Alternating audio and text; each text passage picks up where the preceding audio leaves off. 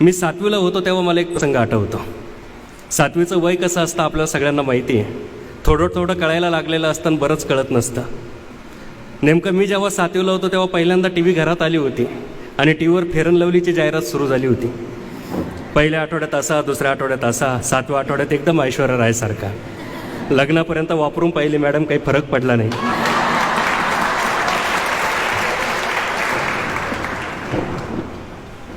लग्नानंतर मग तो विषय मी सोडून दिला. परंतु त्यावेळेस ती नवीन जाहिरात सुरू झालेली होती. त्याच्यामुळे मी पहिला फेअर अँड लवलीचा थर देऊन, दुसरा पावडरचा थर लावून, आरशासमोर स्वतःलाच 4-5 प्रदक्षिणा घालून कोणत्या अँगलनं कसा दिसतो, पाठीला दप्तर लावून अगदी शाळेत जायच्या तयारीत होतो. तेवढ्यात मला आई म्हटली, शेजारच्या विहिरीवरून पाणी आणायचं आहे, हांडाभरून पाणी आणू लाग. आता विचार करा, एवढा मेकअप, फेअर अँड लवलीचा थर, वरून पावडरचा थर, आरशाभोवती 2-4 प्रदक्षिणा स्वतः भोवती. पण आईच्या समोर बोलण्याची तेव्हाही हिंमत नव्हती, आजही हिंमत नाही. म्हणजे आज आपण घरात आईसमोर पण बोलत नाही, बायकोसमोर पण बोलत नाही. आपण थर्ड अंपायरसारखे असतो. म्हणून सुखात चाललं आहे. मी हातामध्ये हांडा घेतला, आईनं तिचे 2 हातात हांडे घेतले. शेजारच्या विहिरीवर गेलो, आईनं पाणी शेंदून काढले, 3 हांडे भरले. मला म्हटली, तुझा डोक्यावर भरलेला हांडा उचलून देते. मला थोडा रागच आलेला होता, मी जरा फुगलोच होतो.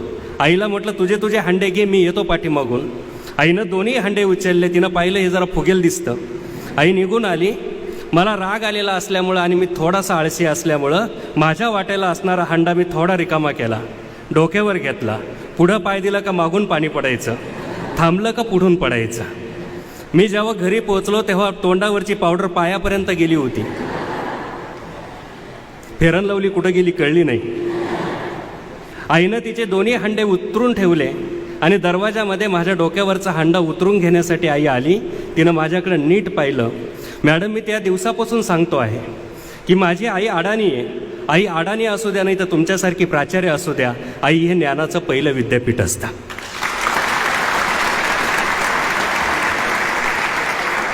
याचं कारण असं आहे की माझ्या डोक्यावरचा हांडा उतरून घेण्यासाठी आई जे वाक्य बोलली माझ्याकडे पाहिल्यानंतर, ते वाक्य मी माझ्या आयुष्यभर सांभाळलं. ते वाक्यच इतकं सुंदर होतं की माझं आयुष्य बदललं. आज मी शिक्षक आहे, एका संघटनेचा राज्याचा अध्यक्ष आहे, तरी माझं घर साधं पत्र्याचं आणि बिगर प्लॅस्टरचं आहे. पण आईच्या त्या वाक्यामुळं माझ्या घरामध्ये सर कॉस्ट काढली नाही, पण काढली तर 5 लाखापासून 8 लाखाची पुस्तक आहे.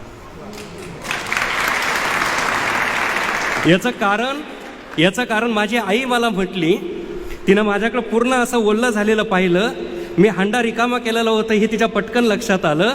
माझी अडाणी आई मला एक वाक्य बोलली. ते वाक्य असं होतं की बाबा, डोक्यावरचा हांडा कधीच रिकामा नको. जो हांडा रिकामा असतो तो डचमळतो, जो भरलेला आहे तो डचमळत नाही.